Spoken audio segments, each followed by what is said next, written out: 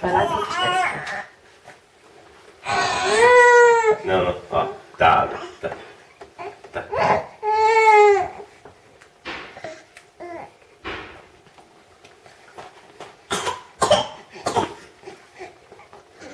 Espera um pouco. Não sei se não tem um fiapinho. É, eu acho que é os fiapinhos de coisa. É um fiapinho que tá Dê uma na olhada, Marcelo. garganta. Tem que abrir a boca dele. Ó, Abra a boca. Ah, Abra a boca. Da couve-flor, né? é, Abre a tá boca. cheio de fiapo. Ó, tá enroscando lá. Tem mais água pra ele. Ou mais comida também. É. Tinha que dar mais molhadinha. Por mais caldo. Tá, Marquinhos. Marco. Enxerga os fiapos e deixa de lado os fiapos. Ó, sopa, Edília. Sopa é só de noite, agora é comida. Churrasco, carne. Churrasco Calma, com calma. chimarrão. É, culpado você. Calma. Tá. Vamos devagar. A tia tá escolhendo os fiapos. Pode tirar. Não. Ai, é. O que você quer, Marco? O que foi, Marco? Ó. Esconda a mamadeira dele. Ó, Marco. Tá. Acho que a tia fez besteira.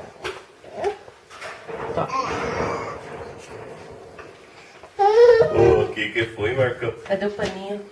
O que foi? Esse bolinho aí, pensei que era um bolo. Que tal isso? Ô, aqui. Tá, Marcão. E cadê a Marcele? Marcão. Coisa que ela já foi comigo.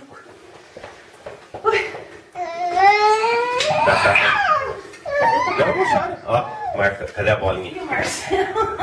Cadê a bolinha? Não chora, rapaz. Marcelo, não deixa o prato perto. Ó, É Marquinhos. muito cedo pra comer. Eles comeram. A vitamina, eu sei, acho que se dá no almoço, mas eu não dei, Olha lá, porque eu não mamãe. sei. Olha lá, Das mamãe. gotas. Quer? Aí, Márcio, não falei?